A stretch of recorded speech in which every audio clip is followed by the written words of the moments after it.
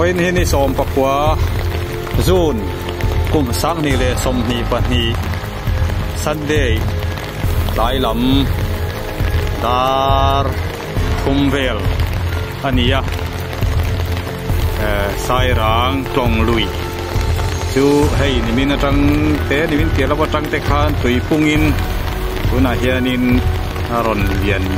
chho sang tong reng khop maya tuna hian helai tha kan lak tan na mun hi sai ranga kai nuam ber lung kher kai inwal nan le blanket suk vel nana ai dol lama tang le helai pathunga mi te poina an du ber mun lai kha ni a chu mi in suk na lung kher kai nuam tak atang chuanin tuna hian achim san zong hi te ta ila karin danin tui lung kher kai tui chim chin atang khan mau tlonin mil de vin tung ta ila asan zong hi fit somriat borvel ani karinga aron chim sang to khom maya hei vai mi mun thatak tak te po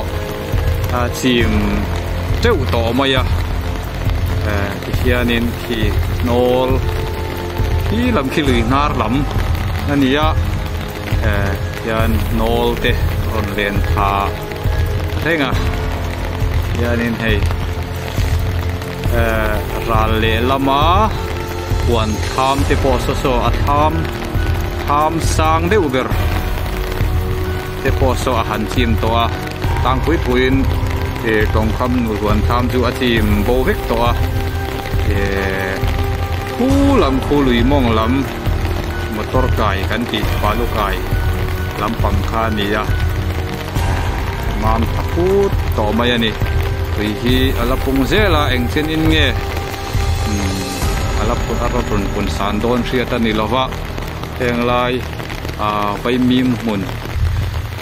te hi achim pil vek chuan awui do awuyom don khop mai ani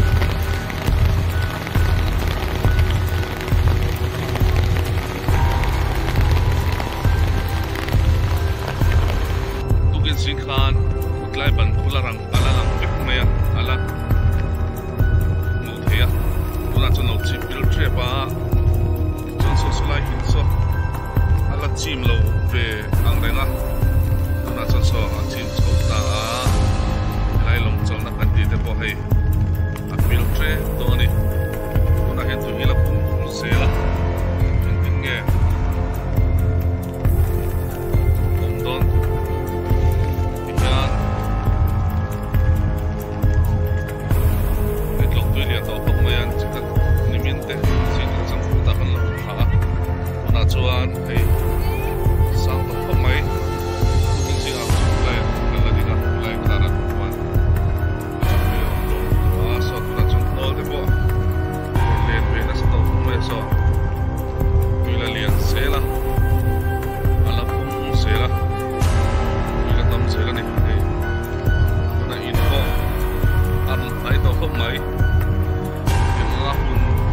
apun se la tu ya rong lian se la ni chuan sanin chuan lai in hi achim hamai turang ai to ani tukin singa achim lo la be de po katuna chuan chin chu to so in kha lai pulong cho la ko tempo achim pil trep to ni ko long chol na ti ha apil trep to a na hian chun lampang chun ani to a chuan tlai lama tar li por pela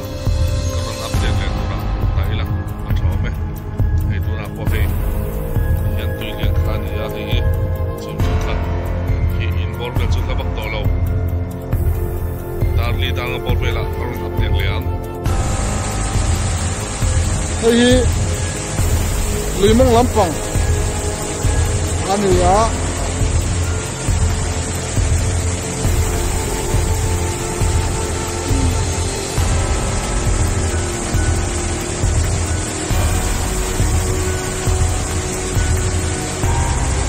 đây hi double room anh ya chuan ai chim chắc chu ni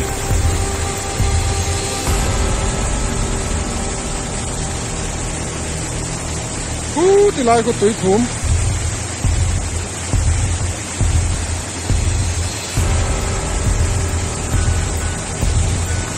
chuan thì lại zorama when so pakua dar khatle acham ve long lui tui len dan chu hetiang hi ni ki ta kemi treatment ani ya chuan het lai VTW room zone ani a hi tui len dan chu ani a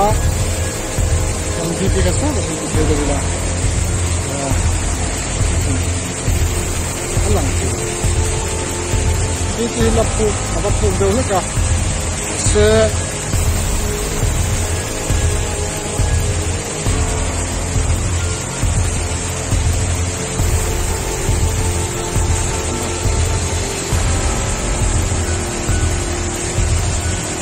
ai chim lang pui chuan ni chuan thang lam panga